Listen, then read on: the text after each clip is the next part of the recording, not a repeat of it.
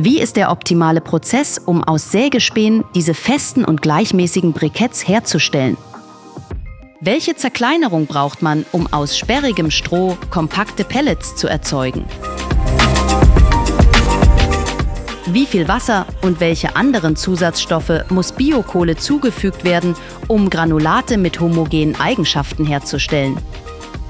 Die Arbeitsgruppe Mechanische Veredelungsprozesse am Deutschen Biomasseforschungszentrum beschäftigt sich genau mit solchen Fragen.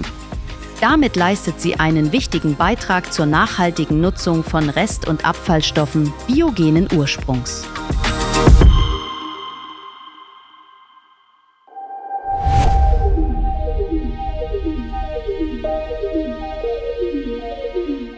Aus biologischen Abfällen und Reststoffen, die bisher kaum genutzt werden, sollen wertvolle Produkte entstehen. Chemikalien, Produkte im Bausektor, andere stoffliche Materialien oder Energie. Das Problem? Diese Biomassen sind sehr heterogen. Mal sind sie feucht, mal trocken, mal grob, mal fein. Diese Vielfalt macht die Verarbeitung schwierig. Dr. Claudia Kirsten und ihr Team haben eine klare Mission. Sie erforschen, wie man diese bunte Mischung verarbeiten kann. Die zentralen Fragen dabei sind: Welche Nutzung ist überhaupt möglich? Wie optimiert man den Aufbereitungsprozess für diese Vielfalt? Das Ziel ist ein einheitlicher Rohstoff.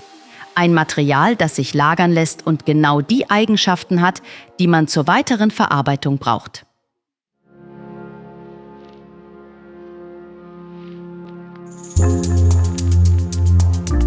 Jeder Rest- oder Abfallstoff benötigt je nach Beschaffenheit, Größe und Weiterverarbeitung eine spezifische Vorbehandlung. Dinkelspelzen oder Laub können zum Beispiel erst gewaschen werden, um ihre chemischen Eigenschaften zu beeinflussen.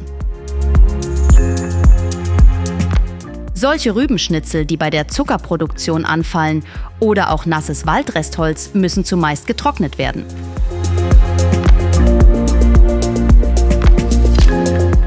Auch das Zerkleinern ist ein wichtiger Schritt.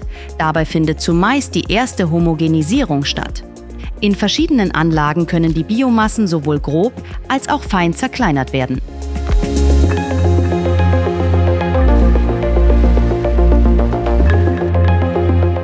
Um immer gleiche Eigenschaften zu erhalten, wird das Material homogenisiert und konditioniert. Das heißt, Wasser, Zusatzstoffe oder Bindemittel werden zugegeben und vermengt. Verschiedene Biomassen können auch kombiniert werden.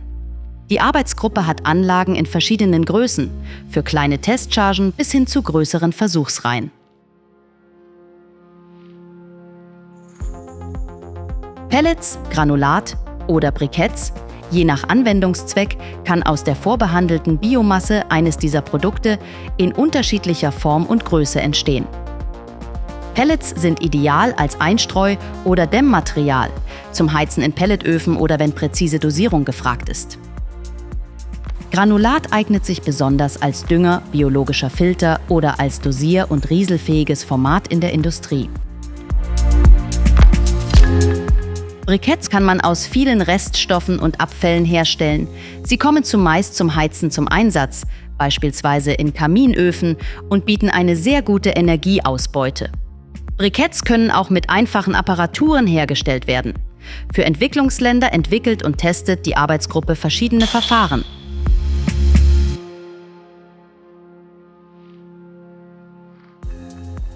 Zusammen mit dem hauseigenen Analytiklabor wird jedes Produkt im Anschluss intensiv geprüft.